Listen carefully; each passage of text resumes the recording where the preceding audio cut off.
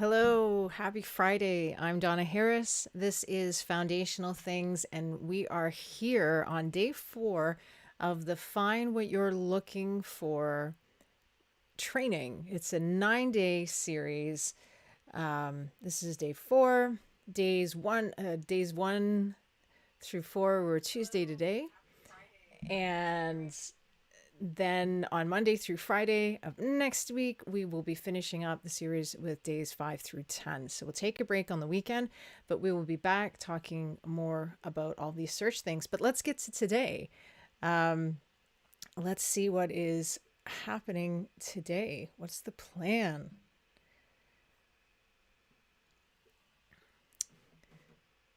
All right. Well, the plan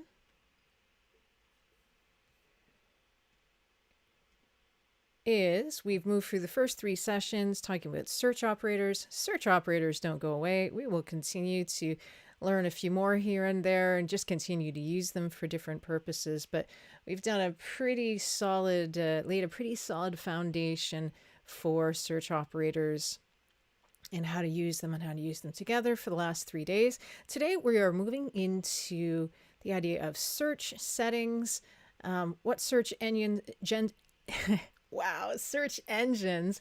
What are search engines, and what search engines are out there? Sorry, I'm moving the camera around a little bit there. Different settings and customizations, different strategies, and how to use your web browser. We don't often think enough maybe about our web browser being a search tool. So we're going to talk about some of those things and get some of those settings maybe working for us a bit better, or even just being aware of them. Some of these things you might not need all the time, but you may find, hey, in this particular case, this would help me. So knowing that, putting that away in the toolbox, knowing that, hey, that's the day that I need that special idea, and then it helps to know about it, right? You can't put something in the toolbox if you don't actually own the tool. So let's focus on that, get started on this section. And then the last 3 sessions, we'll talk more about search context and revisit a few ideas. So today, specifically, search engines. What are they? And let's look at some examples. This is one of those things that maybe for some people it's a controversial definition. I'm going to keep it really simple and tell you what is a search engine to me. And we'll look at things from that perspective, pretty high level. And our world is driven by data. So there's a lot of things out there that really are acting as search engines, even if that's not their primary purpose. From the obvious perspective, we're always searching for stuff all over the place, and something has to facilitate that searching. And then we'll talk about web browsers and searching. So let's get right to it. Google. As much as I have used it for so long and used it so far in pretty much almost every example that we've done so far, it needs to be said, Google isn't everything. What? Crazy sauce. No, Google isn't everything. And some people are aware of this, and some people like me are aware of it and then still, kind of ignore this fact. But there are a lot of intricacies with Google. They are a searching, data collecting giant. And with that, there are pros and cons, right? It's great that they have all of this data. It's great that they can use it in so many cool ways. It's wonderful that I can know that, hey, I'm stuck in traffic, but it's going to clear up in a few minutes. Like things that do that, places that facilitate that, like Google, they're doing it based on data and they're providing this great service. But then there's this sort of like darker side to things where, well, wait, they have all my data. And then that kind of makes you feel a little creeped out. And that's fair. It's a strange balance. We benefit so much from all of the data, and then we have the opportunity to do all this searching and find things that we want and build tools and make use of tools that other people have built that make our lives so much easier. So wonderful to think that the things that we can just do so easily now that we couldn't have done sometimes even 5 years ago, certainly not 10 years ago, 20 years ago, forget about it. It's crazy. I literally was looking at a dictionary, one of those like books. Like, I actually used a dictionary the other day instead of looking up something on Google. Blew my mind. Was talking with somebody in my household that's a little older, and we were talking about a word and we should look that up. And literally in the dictionary was part of the sentence. And I'm like, well, why don't we do that? And this is totally a tangent now, by the way, but it's a fun one in my mind. And it was a 1983 copyright dictionary. So this has seen some use. This has been a dictionary that's been around for a while. The word internet isn't even in this dictionary. I looked it up. It's not there. So, when I say 20 years ago, things change so quickly. It really isn't that long ago compared to the history of the world or even the history of a lot of the modern things that we're used to. But stuff changes so quickly. The things I can do now with this funny little device, again, unthinkable a few years ago, really wasn't that long ago. So the idea that all of this data can come together and be used for all sorts of awesome things is great. But yeah, it has this downside too. Hey, so in the live chat, I gotta draw attention to this comment. I love it. Googling is the verb of choice for looking things up, right? So it is so ingrained in society that we use Google as a word. It used to just be the name of a company. And I remember this shift personally, the idea that one day it was, instead of, well, let's look that up or let's go to the internet and search that. It's like, well, Google it. I mean, I say that when I don't use Google sometimes even, but that's still, it's that brand name thing that becomes synonymous with the action. Like Kleenex and tissue in North America. You don't have tissues, you use Kleenex, but maybe you don't use Kleenex brand, but you still call it Kleenex. Or, photocopying something used to be Xeroxing, like, it's amazing that that's how this happens. So Google kind of feels like it's everything because it's everywhere and it's in language and it's in culture and it's often a default. And yeah, so a data collector needs data. So they do track a lot of things. It's a scary amount of things that they track. And you've got these brilliant people that do these crazy things to make it do all sorts of stuff. And, and they make a lot of money. That's a big thing of what it comes down to, right? And so, you kind of have this, well, if they're making money, that, I hate the balance of things, the ethics. I'm one of those people that just naively comes into the world and just thinks everybody is on the same page and wants to do good and do great things. But that isn't the case, and it stinks. I don't like that. So depending on what you're comfortable with, depending on what you're aware of, with Google products or with any kind of search, it's just Google's the most obvious ones to point out at, right? There are privacy issues. Like, this data, great. There's ads that are frustrating or intrusive even. And I see another friend. Hi, friend. I'm waving at the chat. Wow, how geeky is that? I'll wave at the camera now. Hey. So when Google comes along and knows all these things about you, one of the ways it makes money is, oh, here's an ad. Here's something that applies to you, or here's something we think you'll be interested in based on where you are, based on what you searched on last, based on what you purchased last, like all this stuff, right? And so that can be, again, the pros and cons thing, right? That can be really wonderful because, hey, here's a suggestion that is helpful. Like, cool, I didn't know that was near me. That's exactly what I need. Or, cool, that's the thing I wanted to see go on sale, and now it is. There's all these things. But sometimes ads are just a pain. Sometimes they're intrusive. Sometimes it's just really creepy because you were talking about chicken salad, but you didn't actually ever search anything about chicken salad. And yet a couple days later, all these ads are coming up about chicken salad recipes or something like that. I've had it happen, not with chicken salad, but that's for some reason what popped into my head. So yeah, sometimes it's like, oh, I don't like that. I don't feel comfortable with that all of the time or any of the time. And that's a whole other topic. That's a whole other series, discussion, article. Like, it's pretty crazy. But this is part of why sometimes it's like, well, should we be searching with Google all of the time or at all? This is why it's part of the conversation. Um, Google also has a bias towards itself. And what I mean by that is that a lot of content that Google serves up to us is our waiter saying, "Hey, here you go." Um, it's like, here's this thing that's great because it's from me.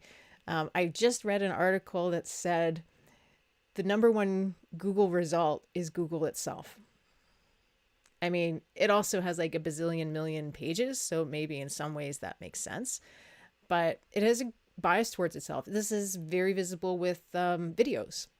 So if you're searching for videos, Google owns YouTube. So there's going to be a preference or a bias towards YouTube videos. It's just a thing. It's part of the way that they want to drive you into data that keeps them, within themselves. So that can be fine. YouTube's awesome. Lots of great stuff on here. We're on YouTube. Love YouTube. But it does have a bias towards itself. And if you want to see videos that come from other sources, there might actually be somewhere else that would be better, or somewhere else that you might want to look as well. You're never stuck just with one thing. When you've got a smorgasbord of options of different ways that you can search, and you've got some time to do whatever research, you can do this. You can go more than one place. Another thing is it doesn't have everything indexed. That means not everything in the world is actually indexed by Google. And what does indexed mean? I haven't used that word in this session, in these training sessions so far before today. That's just a word basically saying like it hasn't logged it. It hasn't. Now I have to say, let me define it. Wait a second. It's basically saying like it doesn't know about it. It hasn't tracked it. It hasn't put it in its index of things. If you think of something like at the back of a book, again, archaic, it must be archaic today. We're talking about books and dictionaries. But like a physical book has an index at the back, right? And so when you have a physical book, not everything gets listed. Everything that's in the world of that book doesn't actually always make it into the index. There can be references to things that sometimes it's missed. Sometimes it's just a very high level index. It's not a very detailed index. So if it's in the whole world, it doesn't always make it into the index. And so it's kind of similar with Google. There's a whole world of stuff out there on the internet. Google doesn't actually know about everything. There's a lot of different reasons about this. There's geopolitical reasons. There's privacy reasons. There's things that nobody wants indexed unless, and then that's a whole other part of the conversation that I thankfully don't actually know a whole lot about. But like there's a whole other side of the internet that just isn't on Google. The geopolitical one is very, very interesting. There are things that you can't access at all through Google because of the way the world is. But you could go to another browser and you might be able to access it through that browser. It isn't anything wrong. It's just Google doesn't do that there. They don't do business with whatever. So it's really interesting. I'll have to post a video. I remember seeing, and I have it bookmarked somewhere. I saw a really cool video about things that you wouldn't find on Google. This is pretty cool. So it gives a different perspective. So just some things to keep in mind. And should we use it? Well, it's a loaded question. Truthful and frustrating answer is it depends. So I'm going to have to pretty much leave it there because this is something that everybody kind of has to grapple with on their own. My point today is just to sort of stir that up for yourself. So if you feel, wait a second, what is there I should know about? What should I be aware of? That you would go do some research. You've got some awesome tools now that you can go do some cool internet searching with. So this could be something that you want to start doing some research on and think about a bit. And I go back and forth with this personally. I still use Google a lot. I don't use as many of Google's products, but I still use search engine a lot. Personally, I find for the kind of things that I'm searching, it actually gives some really good results. However, there are times that I'm definitely over on another search engine. So let's talk about that a bit. Search engine. This is a term that I tried to define back in the first session. Software that takes our request, does some magic. That's really technical, I know. and then returns a result. So that's basically the high level definition of a search engine.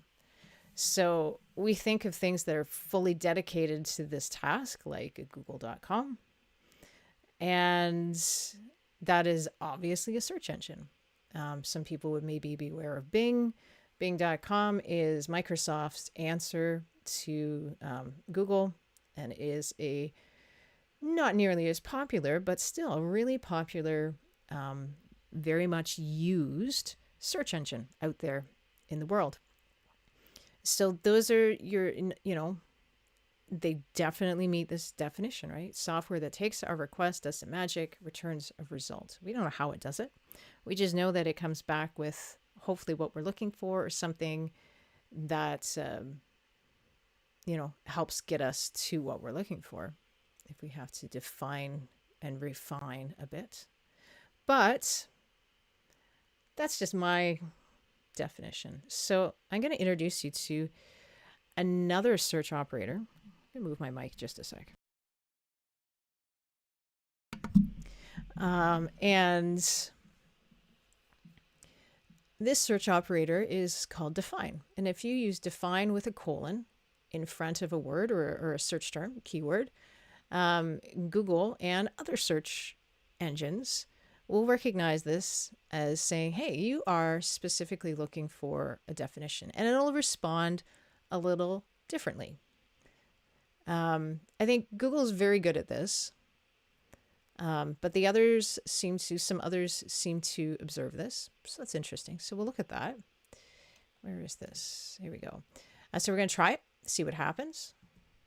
So this is what I'm going to put in a second, or I'm not even going to type it. I've actually got these all ready to go today. So there we go. Define with a colon, and then search engine with those quotes around it, because we want an exact match of search engine. So let me see, which direction do I flip today? I'll go this way. Here we go. Okay, so I've already done this, but this is exactly what I put here. So define colon search engine in quotes, exact match. So about 150,000 results. Okay, that's cool. The thing that is really neat is, because we've said we're looking for a definition and we're asking the search engine to define search engine, it's going to highlight specifically a dictionary definition. It's going to allow us to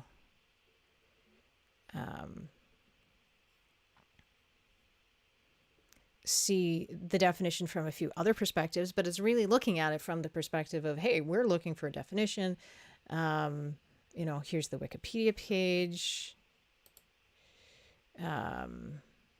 Here's some other articles. I don't know what all those are, but usually whatever's going to come up first is a recognized dictionary website. So we've got Oxford. Oxford is well known for their dictionaries and for their stuff with language. We've also got I'm going to talk about this kind of stuff a bit more in a few days, getting into next week.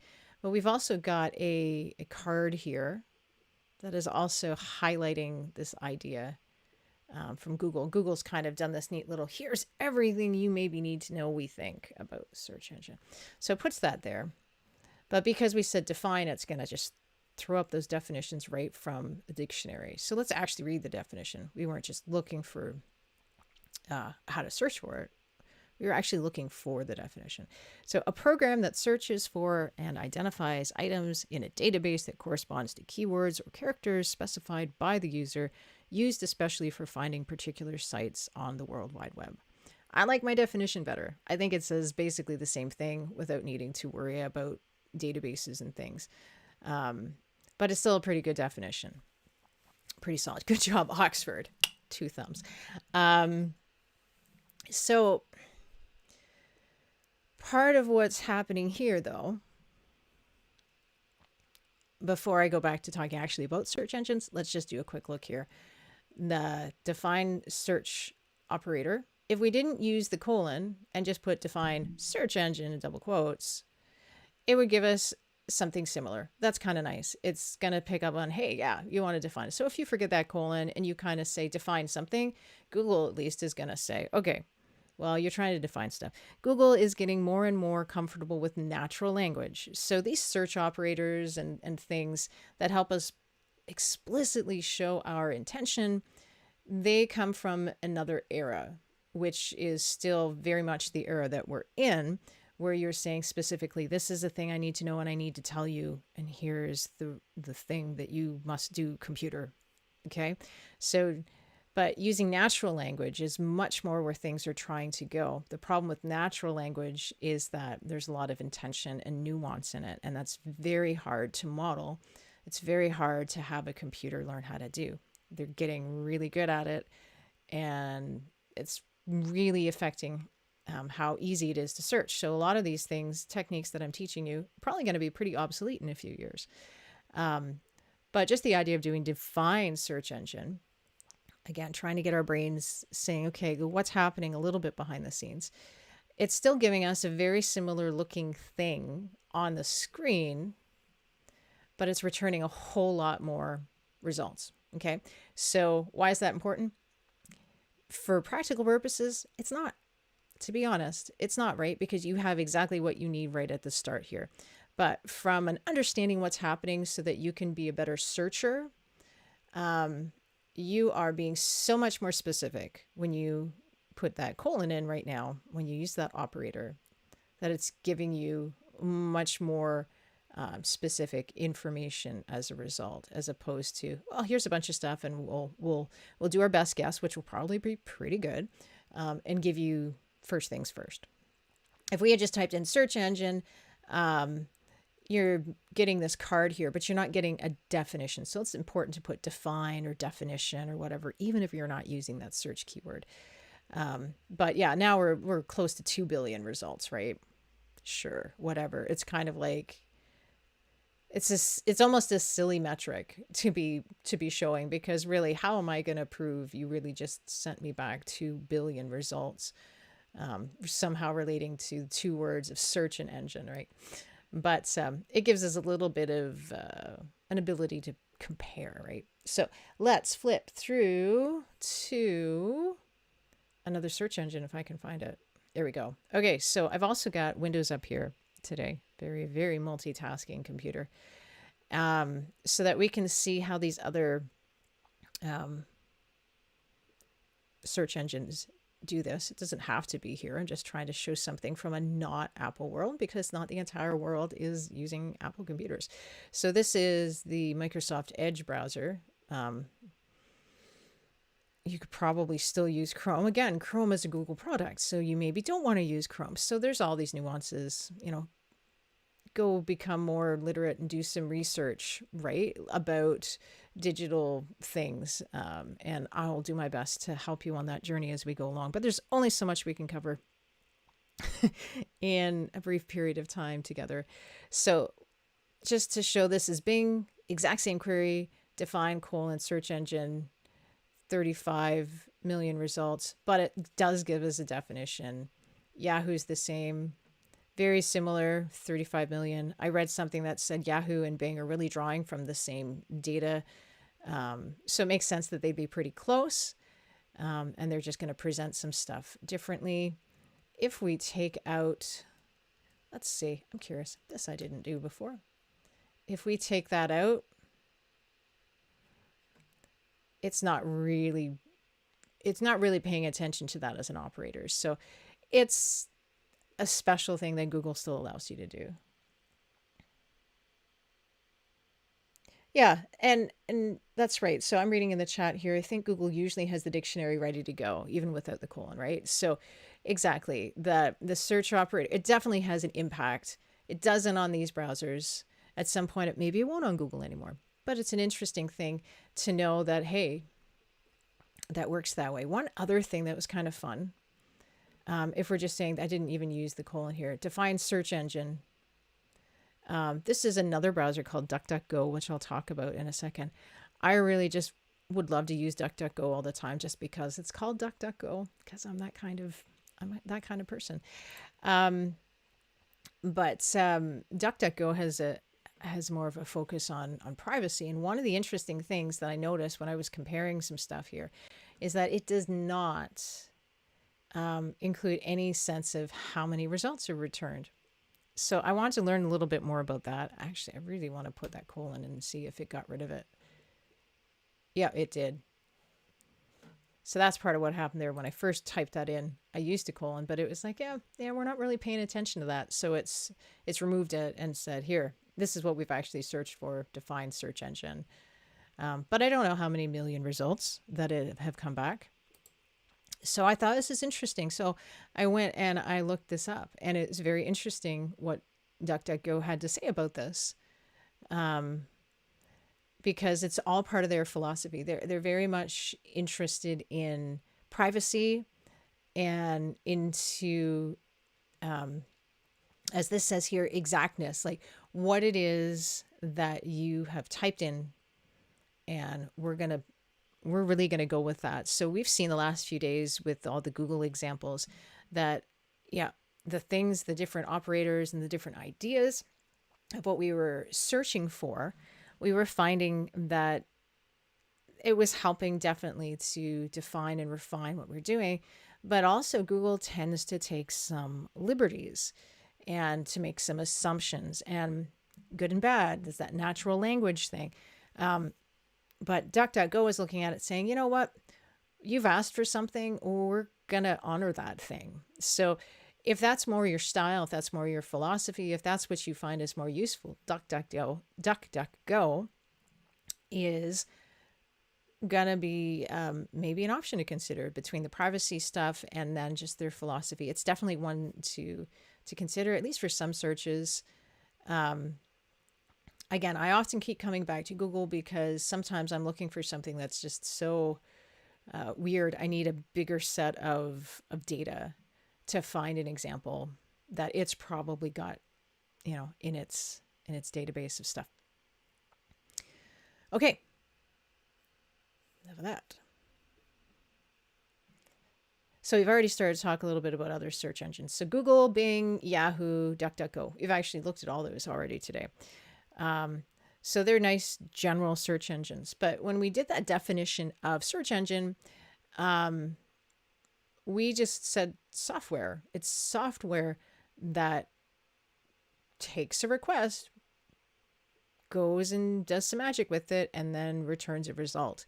So there's a lot of things that actually fall into that category. Ecosia is one I didn't bring up yet. Ecosia is really neat because I think it has a little bit maybe of a privacy nuance to it, but it's part of a movement of more socially conscious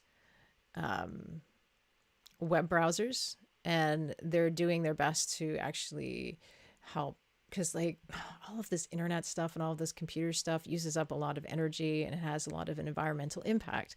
So Ecosia is a search engine that you can use that helps actually to do things like plant trees. Like you need to read about it. It's really cool. There are other plugins that you can use. I've got one right now that has nothing to do with searching or trees, but with my web browser, there are all sorts of other social things that you can do. Right now, I think I am not planting trees. I think I'm helping cats who are not nearly as impacting everything globally in the same way, but it helps cats who are in shelters or something. And as a reward, I get to see cute cat pictures. So that's really my deeper motive, is seeing cat pictures. I am really distracted today. I think it's Friday. I'm also moving the camera around a lot. I'm sorry. Okay, so Ecosia, you should check that out. But search engines, a lot of common search engines, they're based in North America. They're owned in North America. I've already hinted at this idea of geopolitical things. And sometimes it's not even geopolitical. It's just whether something kind of gets on the radar or not for search engines. And there are other search engines out there, and they aren't necessarily bad. They're just coming from a different source. They've got different guts behind them, so that how they search is probably a little bit different. But what they're serving up. So there are search engines from other parts of the world I think there's one called Yandex. I've never used it, but it's more based in the Soviet Union. The Soviet Union. Who said that? I just said that. In the area, this I'm a child of the '80s. I still do that every once in a while. In the area of you know Asia, so serving Russia and the former Soviet republics, and it's just interesting because data that comes out of there is different, and that's without trying to get political to what's currently happening in today's world. But different parts of the world, China has their own. Probably there are search engines that are different that are coming out of different parts of Europe and maybe Australia and maybe South America, and like definitely going to be ones that come out of India. There are just so many other perspectives out there. That's really the point.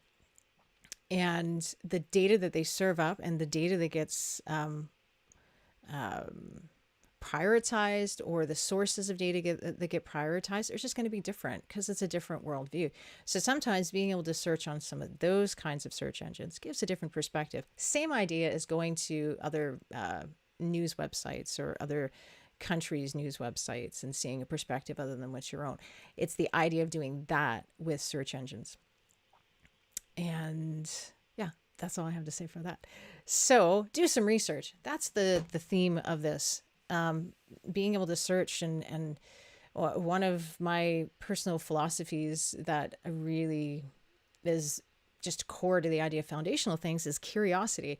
And without the tools to really explore that curiosity, it's really kind of fruitless being curious because you're just nosy about everything and you don't ever find out anything. But with the internet, and being able to do these Google searches, we can learn more things, and we still have to take things with a grain of salt and be smart and realize that not everything's going to be true. But, specifically with in this context of talking about search engines, I encourage you to do research about why people use different search engines, or what search engines they're using, or what search engines they're using for what.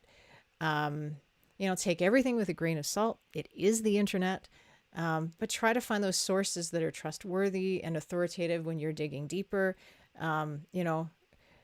Realizing that there's going to be bias out there with whatever you read, but Google's going to tell you Google's the best.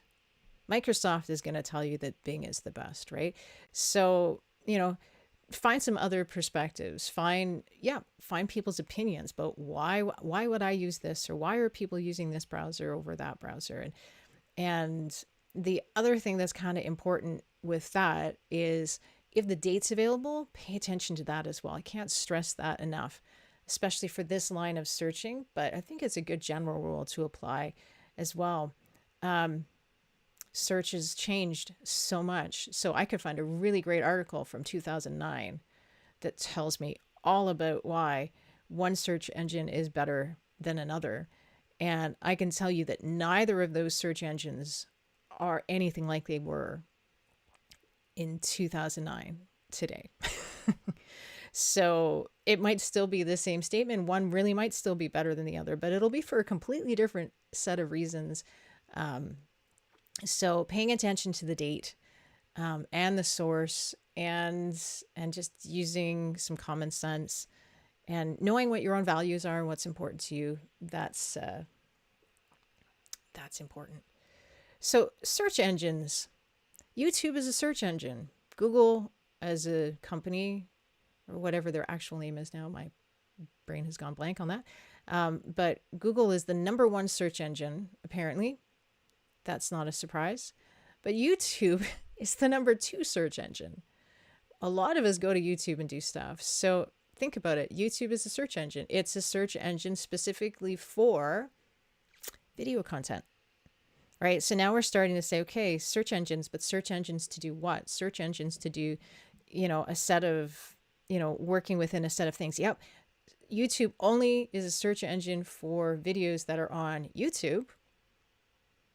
So it's only videos and it's only YouTube, but it's still a search engine, and it's gigantic because YouTube is ridiculously large with the amount of data that it has and the amount of videos that it has. So, but it's a search engine. Crazy. Who knew? I'm definitely going to return to this one. CC search. So CC meaning Creative Commons. It used to be called Creative Commons Search. And it's recently been renamed to something called Openverse. I don't understand all the moves around that, but the idea is that Creative Commons is a structure that allows people to create and share their whatever, share the things that they're creating, their whatever they're writing, images that they're, things that they're drawing, art that they're making, photos that they're taking, videos that they're creating. A lot of stuff can have what's called a Creative Commons license instead of a copyright or something that's restrictive. Creative Commons is this whole other thing. So if you go to CC search, I think the old version of the website still there, or Openverse, which is the new. This is searching specifically for things that have a Creative Commons license. So this is excellent if you're looking for things that you can freely use, especially if it's not commercially. There's commercial and there's non-commercial, but things that you can freely use to enhance your projects or your own art, or to allow you to remix stuff and things like that. So there's a whole search engine just about that. Yep, we can go to Google and we can define some of the stuff. We saw that yesterday in advanced search. You can specify things, and that's great. It's just another option, another way of coming at it. And it's one that is probably, hopefully, just going to grow and improve over time. Another idea, what else are search engines? Well, believe it or not, pretty much anything you can search. I've said this already. So like things you're using every day, social media, Twitter is considered actually pretty much considered a search engine now, because you can search so much. There's so much data on there. There's so much that refers out to other things from all over the world. LinkedIn, that's a professional network, but you can use it for doing searching of things about companies, things about people, things about job opportunities. Amazon, we don't think of Amazon. Amazon is an e-commerce site. It's a marketplace. Yet what do we do with Amazon? We search for stuff to buy, right? So again, it's stuff that's on Amazon, but it's a search engine that drives it. And some of these things, you can use some of the same search operators, some of the basic ones. Things like quotes, double quotes and not. Those are very, very common. They're very, very powerful. And we often are going to see them between search engines, even these ones that aren't general search engines. And then, as we mentioned yesterday, the best thing that you can do if you're really getting into deeper searches on any of these sites and things is find out, do they have advanced search options? Do they have an interface? Do they have their own set of keywords? What's out there that they can make available to you? Then there's like really obscure things. I found this one, Marginalia. I feel like I just need to spend more time there. It's just a whole lot of stuff that all the flash, it just, the flash and the glitter of today's search engines has kind of just gone away. And it's very text heavy, text driven. It has a real, apparently it has a real strong ability to do stuff with like old data. And that appeals to me because I'm an old person. I've been on the internet a lot of years, and there are things sometimes that I just, want to figure out, oh, where can I find, or just relive that kind of nostalgia. And it's not quite like the Wayback Time Machine, but there's still something nostalgic about how it presents things, and then also what it's finding and how it's better at finding some of that older stuff that wasn't created to be found. A lot of websites and things, if they're ranking well, if you're seeing it on the screen, it's because it's been created to be found and to be found first. And there's a whole science and business and mess around that. But so that's just like a total, like, strange out there kind of alternative that just felt like it was worth mentioning. And then I put a ... because this is just the tip of the iceberg. You can pretty much look at anything and say, oh yeah, like there's search engines within search engines. Even like Google's own products have search engines just for, if you're using Google Drive for something and you're going to search your Google products, it's a little bit of it's a search engine within the search engine. It's a filtered down version of the big search engine, maybe, or maybe it's a special one just built for that. It's everywhere. They're everywhere. It's crazy and good and scary. But when we realize that, it means we can leverage the power for ourselves. Couple more things before we wrap up today. Web browsers. We use our web browsers a lot for searching, and these days our web browsers, they're created to search. It's expecting that we're going to be searching. It didn't used to be this way, I can tell you that, but it's just a given now. This is what we do with the internet. Just checking the chat here. Internet Explorer, woohoo! Netflix, definitely. There's a search engine that drives Netflix and being able to find, whatever movies. There's a lot of movies on there. There's definitely a lot of movies on there. So web browsers, they are customizable to your preferences, and that comes into impacting how we search. So something like what your default search engine is. A lot of web browsers now, you just type into where we used to just put www.foundationalthings.com and go to the website. A lot of people are just going to type in, if that's what they're looking for, they're going to type in foundational things, get a search result come back, and then if I'm lucky, foundationalthings.com will be the top result, and then you click on that and you go to the website. So it's kind of like how nobody knows phone numbers anymore, because we're just like, oh, there's Donna, and then you call or you text, but I think most of the people that maybe call or text me don't actually know my phone number. They just have it in there and they know. So there's that kind of similarity. We don't actually have to know, is it foundational things hyphen, is there a hyphen in there? Is it foundational things.com or is it .ca? Like there's so many more options for what a web, for what a web address could be. And it's just sort of the evolution of how we all use stuff. So the default search engine kind of matters because everybody's using it. Everybody's diving in. We don't necessarily go www.google.com or .ca and then go and start searching from that web page. We mostly do it directly from our browsers. Same with our phones. So you're either using on your phone. We're going to talk more about mobile stuff briefly.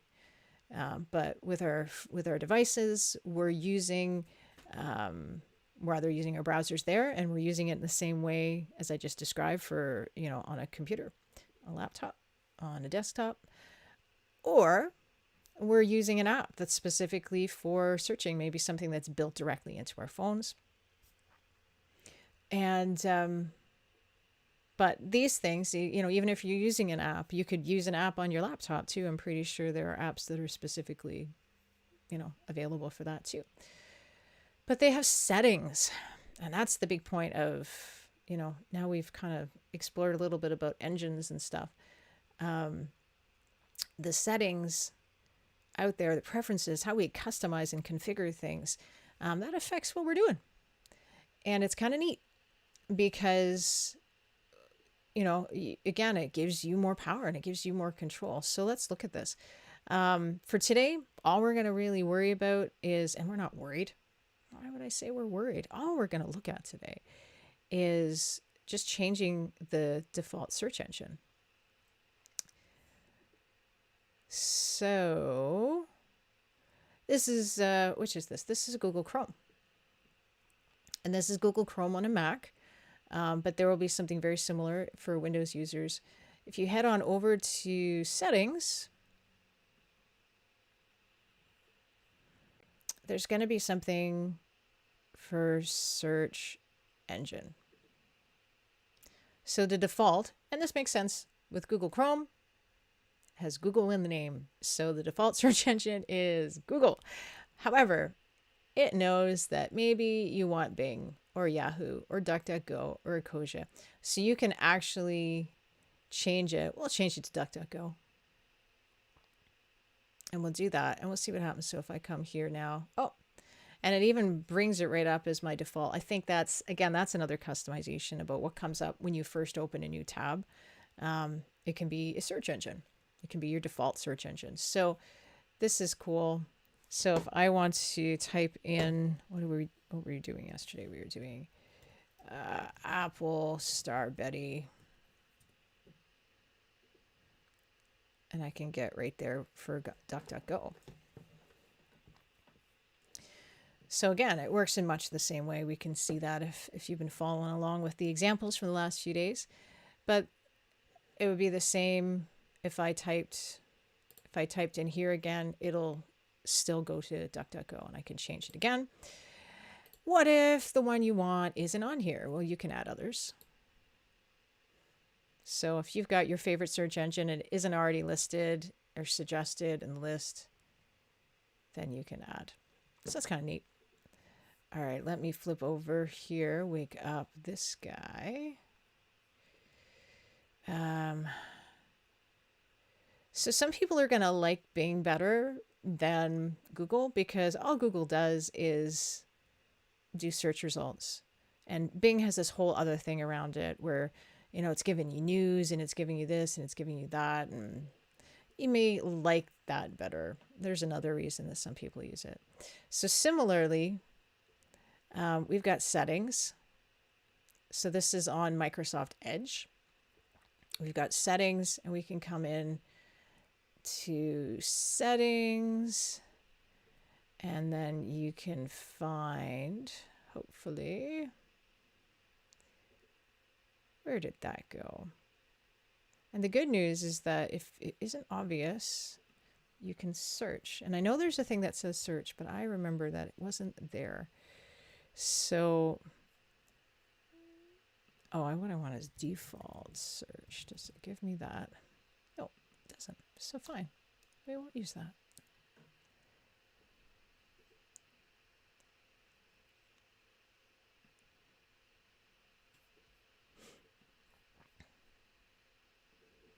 For some reason, my brain just isn't finding it. It was here before.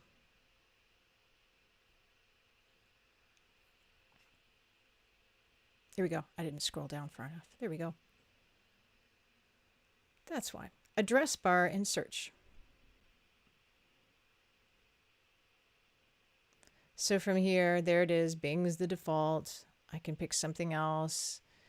I can add this. So all these yellow things, that's just because I had to find this by search. I didn't find this very intuitive to do this part. Maybe that's just my brain today. Manage search engines. So you could add another browser there. If you really wanted to use Ecosia, you could do that. So that's cool. All right. So that's kind of handy. You might want to do that. You might want to use Google sometimes, but DuckDuckGo most of the time. So that's how you would change that. And one more thing that I want to touch on that's kind of, it sounds like it's unrelated, but it's actually pretty handy to know. So private browsing, most browsers have like a private browsing. You can create a new private tab. You can go into incognito mode. I think Chrome calls it that. But basically, even though it's not really a searching tool, you can use this because part of the whole purpose is that it's limiting the internet's awareness of you. So that can have an impact. The awareness of you in your browser and your browsing history and all that has an impact on your search results. So for instance, this can affect ads. This can affect what it's predicting. So like autocomplete kind of prediction things sometimes is going to be not just based on the big wide world of what people are looking for, but what you've looked for in the past. And then your own search results get impacted based on what your search results have been before. It's really crazy. One thing I really want to highlight. This isn't some big thing about how to use and when to use private browsing. Private browsing is a very funny thing because I think a lot of people think, oh well, no one can see me. It doesn't truly hide you if you're using a private tab or incognito mode. So don't be thinking that it does. It does change some things. It does limit some things. There's always those. Well, I'll show you. There's always those things. I forget where I did this. Oh, I did it on the browser entirely. Woo! Did it here. Okay. So I'll give you an example. This is the best way to do it. Examples are good. So here I am. This is actually my own. I don't do this very much, but this is me logged in as myself on my Amazon account, which is why I've kind of got it scrolled up a bit. But recently, I was looking for, I was pricing out wobble boards, balance boards. I realized that I had horrible balance and maybe I should look at getting a balance board. Not important to the story, but I didn't. However, it knows that I was looking and it's still telling me, hey, like you're still interested in wobble boards. And it's saying, hey, you bought some crackers, ready to buy more crackers, ready to buy more masks, ready to buy more mac and cheese. It's telling me all this stuff. Sometimes I just want to go in and search without the influence of what I've done before in the past. I'm maybe not ready to buy. I'm just doing some research. So this is one way of being able to do that without having to log out. There's a lot of times I just want to stay logged in. So I can go to a new private window. This is a different browser entirely. This is a browser called Brave. I use it a lot. And then when we go here, it's going to say, all the warnings, hey, you're in a private window. However, it might not mean what you think it means. So the point here is that I'm not signed in. We see, that encouragement to support small businesses, which is awesome. But at the moment, it doesn't even know about where I am. It's not basing anything. It's asking me based on my address, .ca, so it's Canada specific. But that's it. It's not making any assumptions about me whatsoever. So this is kind of actually a nice thing, right? Another thing to consider is that when you're using private browsing, another thing it can be helpful for is the opposite. So what I just did there, I was saying, hey, I don't want this to be influencing me. I don't want my history to be influencing me while I'm searching. There are times that's really useful, but the opposite can be true too.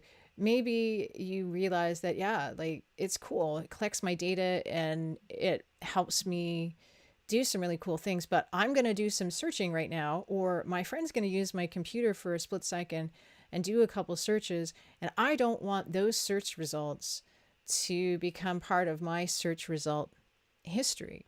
So if you open up a private browsing window, incognito mode, you can do some searches without messing up your body of work, as it were, of the things that you have been searching on over time. So a good example of this is that I briefly had, I was exploring some work doing some stuff where I had to do a whole bunch of internet searches relating to things that I would never search for. Just never would search for. It just wasn't stuff I was interested in, but it was part of a task that I had to do as part of this job. And so having another browser up or using a private browser was really important, because all of a sudden, if I wasn't doing that, I was going to be getting, strange results based on something that I was searching on recently that I really didn't care about, but it was something I had to search on. So that's the other side. That's something else to keep in mind of how private browsing can be really useful for our searches. So that's it. Whew, my goodness. So there's more than Google out there for search engines. You want to use a search engine that makes sense for your task. That starts to get it into context. We're going to do more with context next week. You can try different search engines for different results. There's no harm in doing that, right? So there are times where I search something in Google and I'm like, well, I wonder what Bing would say. And then sometimes I'm getting a better or a different result. One thing people say is that if you want to look for videos, but you aren't just worried about YouTube, go to Bing. Bing's got really good video search and doesn't have that bias towards YouTube. It'll still show you stuff from YouTube. It'll show you stuff from other places too. So that's the kind of thing, that context, and then looking around a little bit from different places. You can configure your web browser to use your preferred default search engine. It's really easy to change. Maybe one day you really just want to use this one browser and you can make that the default, but then you can change it the next day and use a different default. Excuse me. And then finally, what we just did there a few moments ago, private browsing. If you want to have a different search perspective, or if you want to just protect your own search results, you can throw open a private browsing tab. That'd be very cool. Yes. I do enjoy my live guests today. We can't let them know about my research on feeding alligators a nacho diet. Right on. It's true. Private browsing would prevent that if you just open that search up in a private browser. All right. So next time, we're just going to continue on the journey, customizing and personalizing our searches, doing things with, if there's more to do with the browser or things specific to the search engine. I think we're going to start coming at it a little bit more from that angle, being aware of that. So in the meantime, if you haven't already, check out the free companion guide, Searching Made Easier. It's an 11-page PDF that talks about a bunch of things, walks through a bunch of different ways doing things. It's a good, quick reference guide. The link for that and the links also to come on this slide are in the description for all the videos and the playlist for this series. You could also check out all of the content that we have of Foundational Things and be updated about the latest news and reminders. You can join this reminder email list. And of course, you can head over to look at the other videos on the YouTube channel, including the others in this teaching series. If you've hopped in the middle and you want to check out some other stuff, it's all there. And this one will be up and ready to go within the day. So this one will be there too. Thanks so much for hanging around, my friends. It's so good to have a bunch of people on live chat today and for your participation. So that's it for today. Let me just go back to full screen here. Have a great weekend and looking forward to seeing folk on Monday. We're going to talk about more stuff. And if you have questions, if anyone has questions, feel free to leave them in the chat, in the comments. Send me a private message if we are already connected in real life. And if this is well after the fact and you've got questions, feel free to leave them in the comments as well. And we'll do our best to help you out. Thanks so much, everybody. Have a wonderful weekend. And we'll see you soon. Take care.